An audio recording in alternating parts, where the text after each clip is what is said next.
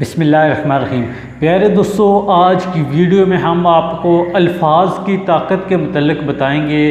जी हाँ, जो रोज़मर्रा ज़िंदगी में हम अल्फाज इस्तेमाल करते हैं वो कितने ताकतवर हो सकते हैं और वो आपको कैसे बना सकते हैं और कैसे तोड़ सकते हैं। प्यारे दोस्तों, अच्छे अल्फाज आपके रवैये पर अच्छा असर डालते हैं और अगर आप बुरे अल्फाज इस्तेमाल करेंगे तो वो बुरा इम्पैक्ट डालेंगे। कैसे? जैसे अगर आप जा रही हूँ तो कोई आपको रास्ते में मिल जाए, आपके साथ अच्छे अखलाक से पेश आए, तो अगर आपका मूड ऑफ भी हो तो उस मिलने वाले के अच्छे अखलाक की वजह से आपका मूड अच्छा हो जाएगा।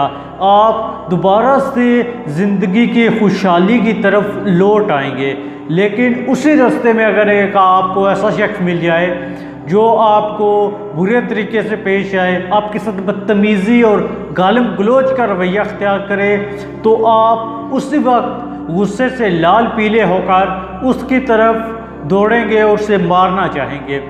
हाँ जी दोस्तों, ये अल्फाज की ताकत ही होती है जो एक तरफ आपको अच्छाई पहुंचाती है, आपको खुश कर देती है, तो दूसरी तरफ आपकी गमी में भी इजाफा कर सकती है। ये सिर्फ और सिर्फ तभी हो सकता है जब हम अल्फाज की ताकत को समझेंगे, अल्फाज का इस्तेमाल सही तरीके से करेंगे, उम्दा और बेहतरीन अल्फाज का इस्तेमाल अपनी गुफ्तगू में करेंगे, ऐसी गुफ्तगू करेंगे जो कि हमारे इस पेसिमिस्टिक माशरे के लिए उम्मीद अफजा होंगे। तभी प्यारे दोस्तों इन अल्फाज का पॉजिटिव इम्पैक्ट हम पर पड़ेगा और ये हमारे माशरे के लिए भी बेहतर होगा।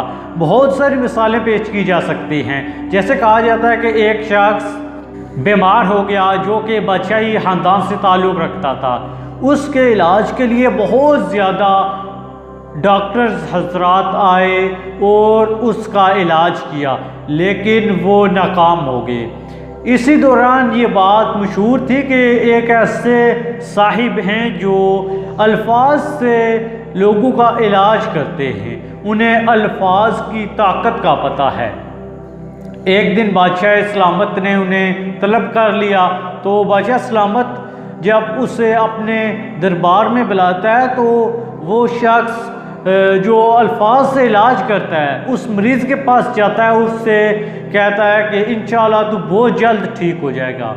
इस पर जो माहिरीन बैठे होते हैं वो हंसते हैं और कहते हैं कि हम इतने अरसे से इसका इलाज कर रहे हैं, ये ठीक नहीं हो रहा था और आप एक ही मरतबा इसके पास आए और उससे कहते हो कि ये ठीक हो जाएगा, ये कैसे होगा? तो उस पर उस अल्फाज की ताकत जानने वाले शख्स ने उन माहिरीन को कुछ यूँ जवाब दिया कि आपकी वजह से ऐसा हुआ। आप दिखते तो अहले इल्म हैं, आप अक्ल वाले दिखते हैं, लेकिन हकीकत में आप जाहिल लोग हैं। उसने नेगेटिव गुफ्तगू इसलिए की कि इन्हें अल्फाज की ताकत का बताया जा सके। जैसे ही उन माहिरीन ने ये नेगेटिव अल्फाज सुने तो उन्होंने उस पर हमला करना चाहा और उसे मारने के लिए दौड़े। लेकिन प्यारे दोस्तों, इस कहानी से हमें ये सबक मिलता है कि जैसे ही उस अल्फाज की ताकत जानने वाले ने माहिरीन को नेगेटिव अल्फाज इस्तेमाल किए तो वो माहिरीन उन्हें मारने के लिए दौड़े। ये क्यों हुआ? इसी वजह से कि वो अल्फाज उन पर असर कर गए। वो नेगेटिव अल्फाज जल्दी उनको गुस्से की हालत में कर गए और इसलिए वो उसे मारने की तरफ दौड़ पड़े थे।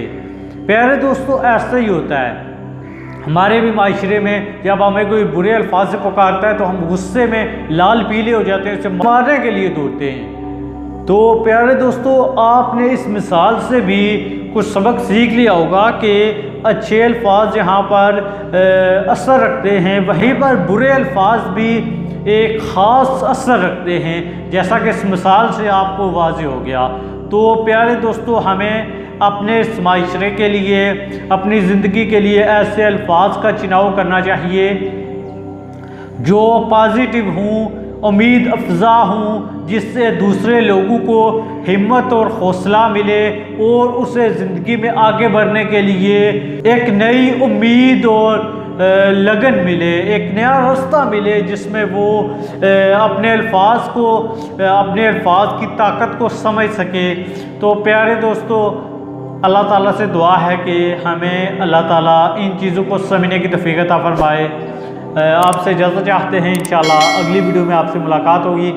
अल्लाह निगहबान फ़ी अमानिल्लाह।